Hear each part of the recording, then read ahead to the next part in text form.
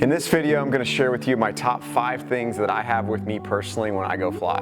So if you're just getting started in flight training journey, or maybe you're looking for a gift idea for another pilot, I hope this video helps you. Okay, number 1, without a doubt, the number 1 thing, and probably the most expensive in my flight bag, is my headset. Being able to communicate clearly while flying is imperative to me, and wearing a high quality headset that drastically improves my ability to hear others as well as to transmit clearly. Headsets, they've come a long way since I started flying in 1988.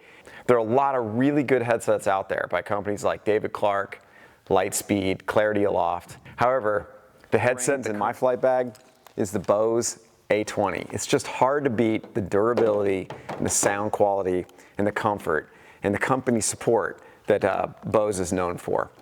Man, I wish BOSE had these things years ago when I was learning to fly, because I sure would have a little bit of hearing left over probably. I put this number 1 on my list because honestly, if I don't have my headset with me, I'm probably not going flying. If you don't know this already, let me warn you, these are expensive, but trust me, they are worth it. My hearing's worth it, your hearing's worth it. And if you're not a pilot for some reason, you're considering buying these as a gift, that's a heck of a gift, by the way. You'll notice there's going to be a few options when you go to purchase these. You can get it with or without the Bluetooth, and I highly recommend that you get the Bluetooth option. You can talk on the phone if you need to. You can hear GPS alerts. Also, the other option is going to be the cord. It comes with different types of cords. Probably if you're learning to fly, you're going to want just the dual plug here because it's going to fit most of the airplanes you fly. There is an adapter that will go to this if you need to adapt it for other types of flying. Okay, so that's my number 1 thing. I do want to tell you I have a backup for this though. I do have a backup, and I do sometimes take my Clarity Aloft headset with me. I've had this for quite a while. This is a Clarity Aloft headset. It's a very lightweight headset, just sits on top of your ears, goes in your ears. And I might take this for a really long cross country if for some reason I just kind of get tired of wearing the full-size headset. So Clarity Aloft is kind of my backup. I do have it in my flight bag, but I don't carry it every day. I'll usually throw it in the airplane if it's a super long flight I'm going on, just to have it as a backup headset. All right, my number 2 item in my bag is my iPad / FOREFLIGHT. I have to admit, it feels weird saying that my iPad is on my essential flying list, but it truly has become a vital part of flying these days. And I know for decades we were able to successfully fly around with paper charts to navigate, but this is all FOREFLIGHT's fault. A couple of visionaries there went on a mission to make flight planning much easier, and they did that and a lot more. They completely revolutionized the way that a pilot gets pertinent information. So I say my iPad is number 2, but really it's FOREFLIGHT, the software. It's subscription based, but even the basic level of membership will allow you access to just endless navigation charts. All right, number 3, my Sentry portable GPS ADS-B receiver. This is an incredibly powerful little device that connects to my iPad or my phone running FOREFLIGHT to deliver seamless GPS traffic and weather while also monitoring for carbon monoxide in the cabin, as well as providing a backup AHRS data in the event of an instrument failure in the clouds.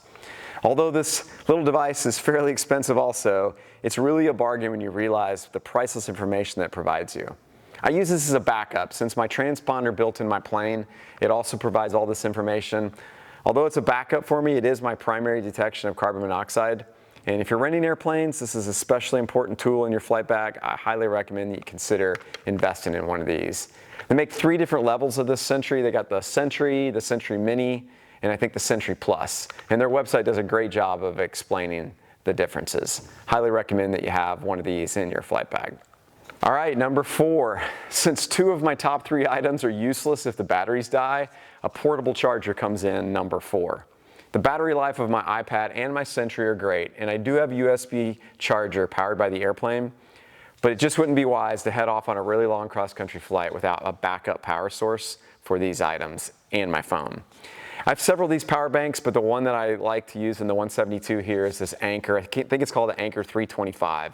It's got a massive like 20,000 milliamp capacity, which would charge my devices several times over.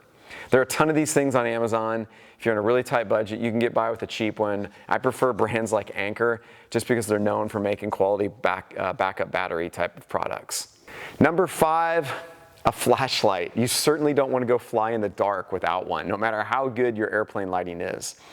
Of course, you probably know that reading inside the cockpit, you're much better off with a red light versus a white light to protect your night vision.